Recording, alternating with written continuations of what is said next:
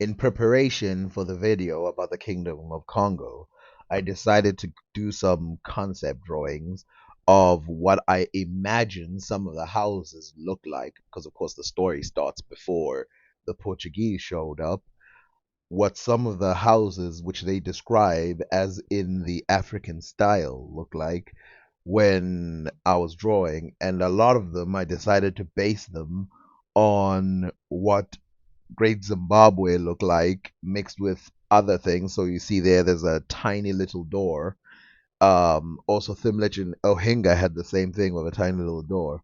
But then I thought to myself, I'm just making this up, to be honest. I'm just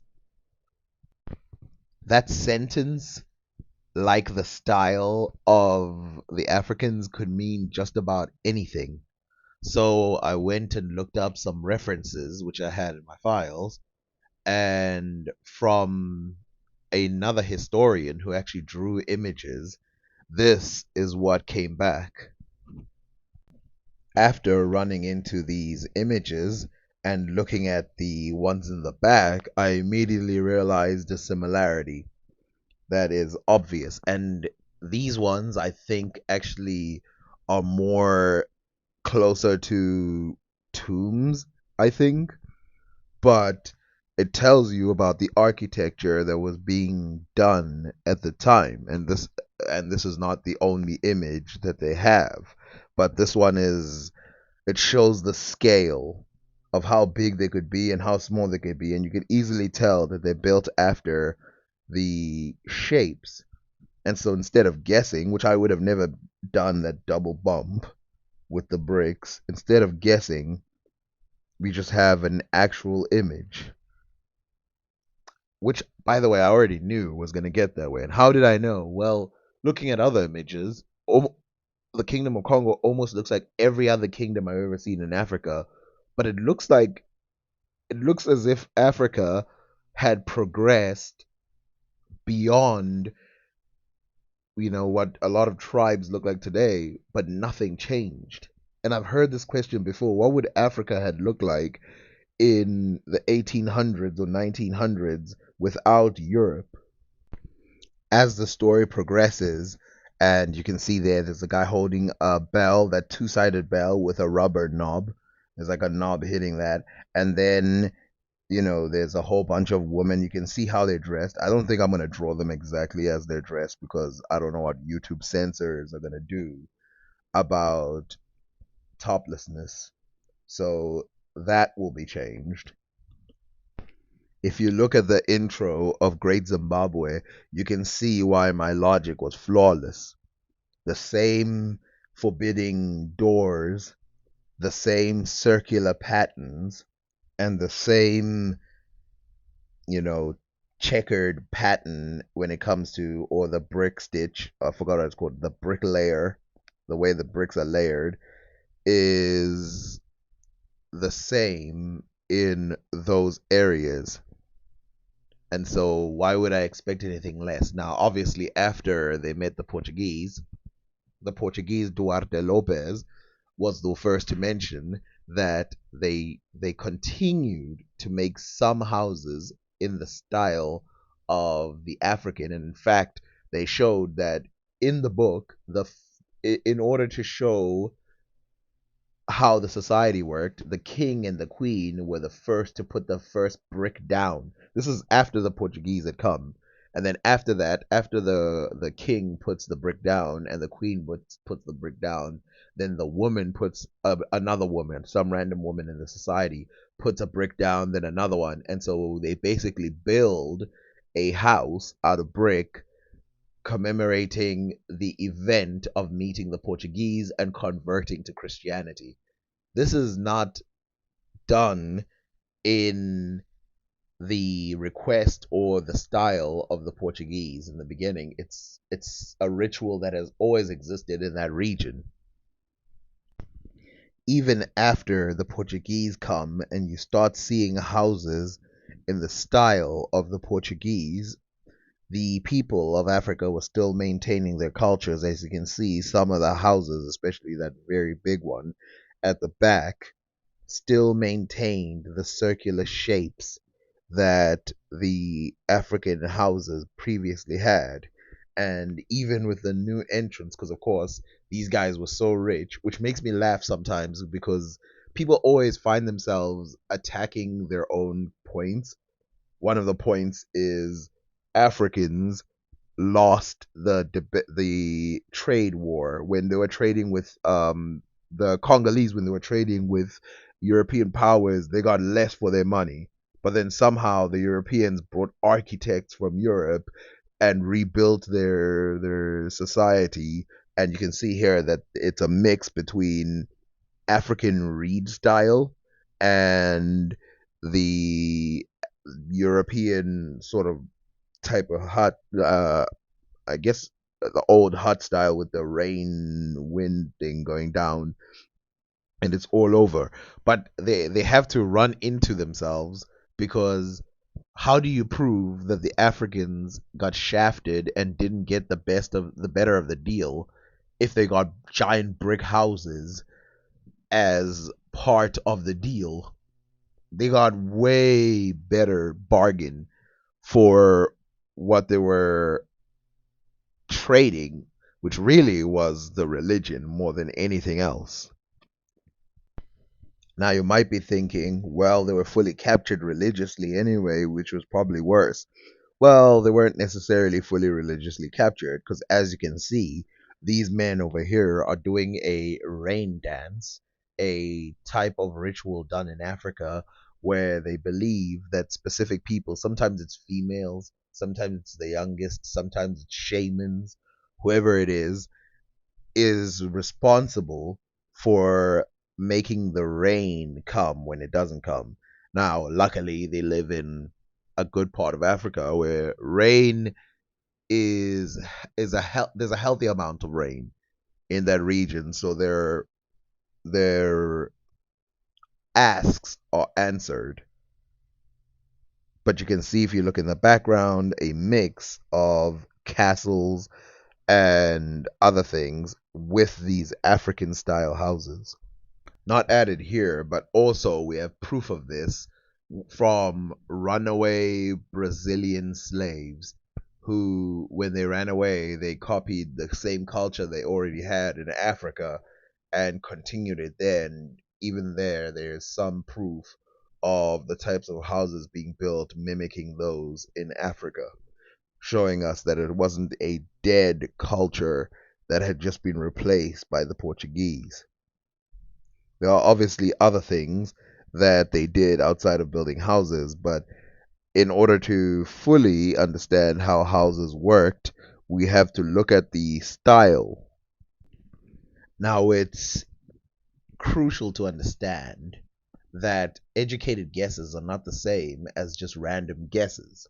So, obviously, you can see here an enclosure, and a mistake you might make is thinking that this is an entire city or a town or anything. This is one family. This is an enclosure for one family, which is why the guess is that the stone enclosures in Great Zimbabwe was for the elite family, one family, rather than housing a bunch of other people, because that's just how the system works. And of course, you can see right in the middle, probably the house of the king or a very important person, and then the others in the back belonging to probably his wives. Now you can see there's a difference between this one and how the others worked, but everything is in circles. Everything is about these patterns, which we've talked about how a lot of it has to do with fractaling. Starting off with something in the middle, it gets bigger, bigger, bigger. You see these circles getting bigger, but we don't need to get into that. Obviously, they were manufacturing all kinds of metal, and even though the Portuguese arrived, the style of manufacturing these metals really didn't change. You'll notice that the men and the women doesn't even matter what gender, they kind of got the same thing on, the sort of like kilt thing. They have the same thing on, and you can tell that they're male or female based on how they're illustrated rather than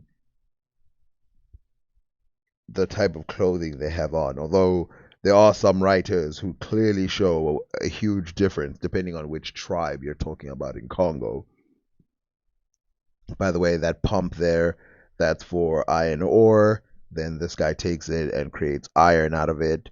And everyone in the background is creating more fancy things with some of these things that are given.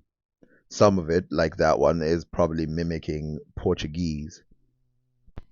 Now, it's important to put a date on these, which is about the 1600s, and they are depicting things that happened even prior to that date.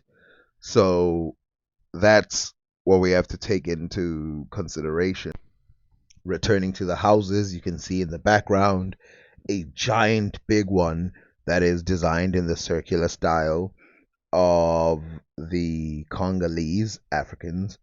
And you can also see there at the back, there's some Portuguese styles and some that I think they're just too far away for me to tell which ones they're done after. Although I would guess that one of these would be a church. There's a church they said was built in the style of the Congolese. So I wonder which one is that. It's not the one that's left over, because the one that's left over is definitely done in the style of the Portuguese. But there's something more important than this, which is why are these people outside? They got houses.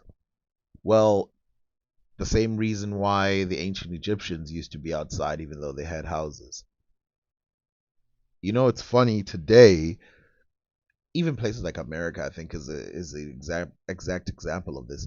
People who were custom or who were used to the environment that are hot understood that staying indoors was kind of dumb. And so a lot of work was done outdoors. Instead of staying indoors and opening a window, you just go work outdoors. And when you worked outdoors, of course, there's natural shade and there's all kinds of things. There's even unnatural shade like umbrellas, which you will see in some of these images.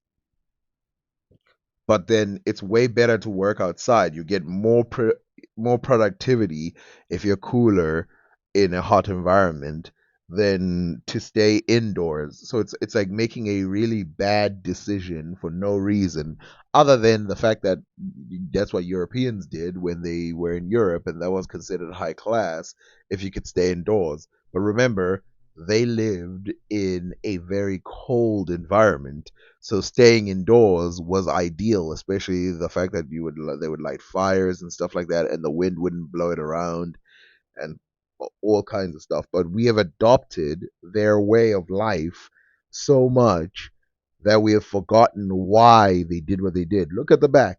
Look at where they're sitting. These are the privileged. The privileged are just sitting outside on expensive mats, chilling, as if what's the word? I remember someone said this, like Africa is like a giant beach. You don't go to the beach and wear a suit. That's why these people are dressed like this. At some point when I was watching some people's videos about the Kingdom of Congo a long time ago, I was under the impression that they meant that the entire civilization had lost its culture and customs and that they had to renew it after a while. But looking at the images, which by the way, this is only from one, so the Portuguese show up at around about 1400s, and then they show up after that, and every century you get to see new artists, new writers give their spin on what they saw. And of course, they're not from the same countries. Some are Dutch, some are Portuguese, some are British, and in fact we find items that come from all over the world. And that's where we're going to go to next, because of course I've shown you Kilwa and their Chinese ceramics that were found there, and I've shown you Great Zimbabwe and the Chinese ceramics found there, and I've also shown you uh, Mogadishu and the Chinese ceramics found there. But did this kingdom ever trade with the Chinese? Well, the answer is obviously, especially after the Portuguese showed up. But even before that, they had traded with them. By the way, 90% of the images I'm showing you are not of the poor, but obviously you can see some images of people who are not necessarily the richest. But you could see how the style had nothing to do with poverty. The way they were dressed had nothing to do with poverty. It had to do with basically how the people and what they valued back then. Now, obviously, there was sometimes where where they wore shirts and stuff like that over their body. That's documented by the Portuguese, but that's not important for this video. So let's go straight to the Chinese stuff found. So from the University of Pretoria, what we will see is two things. One, the fact that the Portuguese and the Chinese and themselves created pottery that was good enough to be used there at the time. So you can imagine how sophisticated they were. But before we start that, it's important that we show that bricks were perfectly used all the time in the Kingdom of Congo. So this is a Kindongi cemetery, foreground, tomb 9, male, a 40 to 60-year-old, another male who's 7 years old, so died as a kid, another one 20 to 40 years old, and the fourth is a female, or the fifth is a female from 40 to 60 years old, and they're all buried in this location in an architecture type of way. Now, why is this important? Well, it's showing that there was already a culture of this type at the time. So stones were known and used. Rocks.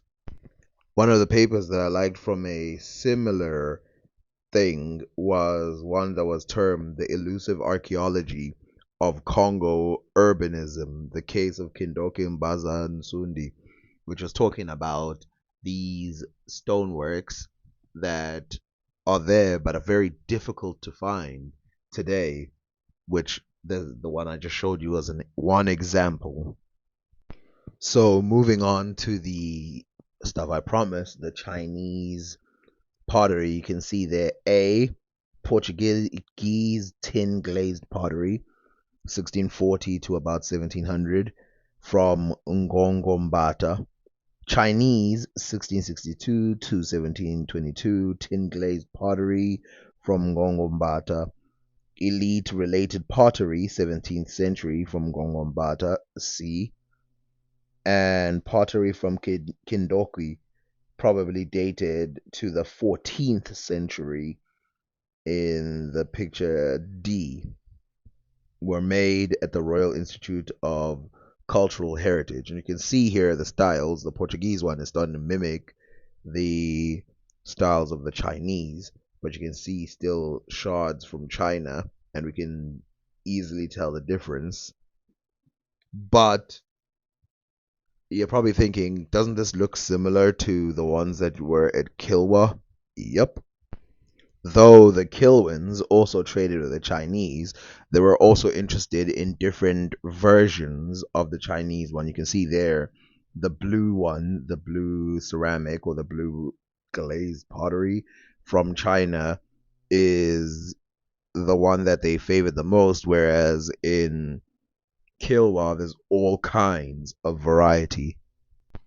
I saw this picture of the same pottery, just assorted differently. So I think it's important that I show it that these are actual fragments of actual stuff that were then placed or cataloged in a way, but they're real and they represent a real trade between East and Western Africa. Now you're probably thinking, are all the opinions of the Kingdom of Congo and Dongo and all these other places, are they going to come from Europeans? No, they're not. They also come from the oral history of Africans, which complements a lot of these history things. This is why the buildings thing about how they state them, I was not ready to accept what they were saying because, of course, some of the Europeans they downplayed the African civilization, saying that they were lacking for architecture. And then you go read another European and they're like, no, they got a bunch of architecture. But lacking doesn't mean there's zero. And saying there's a bunch also doesn't mean there's like a million.